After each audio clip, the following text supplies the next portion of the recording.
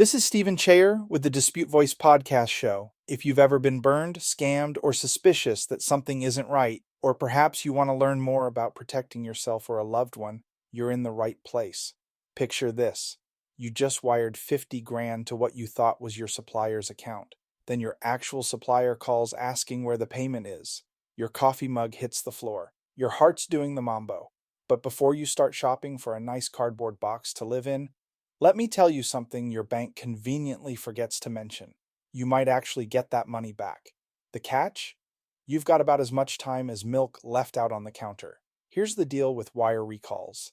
They're like trying to grab a $20 bill that just flew out your car window on the highway. Possible? Yes. Easy? Not even close.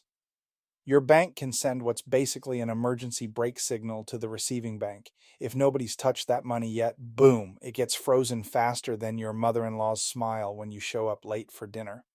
Within 48 hours, you've got about a 75% shot at recovery. Wait longer? That percentage drops like a rock in a swimming pool.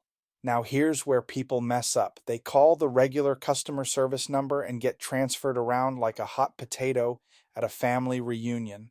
Wrong move. You need the wire department's direct line. Tell them you need a wire recall request immediately. They'll fire off something called a SWIFT message.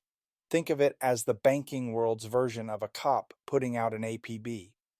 You'll need that wire confirmation number, the exact amount, and all the recipient details. Yeah, it'll cost you 35 to 75 bucks, but that's like complaining about the price of a life jacket when you're drowning. Wicked shady, if you ask me, how easy it is to send money to the wrong place. So here's how you protect yourself. Always, and I mean always, send a $10 test wire first. It's like dipping your toe in the pool before doing a cannonball. Call the recipient, make sure they got it, then send the real amount. Screenshot everything. Wire instructions, confirmations, your grandmother's secret cookie recipe if it's on the same screen. And here's a big one. If someone emails you new wire instructions out of the blue, pick up the phone and verify. Email accounts get hacked more often than celebrity Twitter accounts. Let me tell you about this business owner who accidentally sent $200,000 in payroll funds to the wrong account. Talk about a bad Monday. But here's the beautiful part. He called his bank within 2 hours, had all his screenshots ready, and the receiving bank froze those funds same day. 5 business days later, his money was back home safe and sound. Look, I'm going to give you homework that could save your bacon someday. Right now, while you're listening to this, grab your phone and save your bank's wire department number. Not next week, not tomorrow, right now.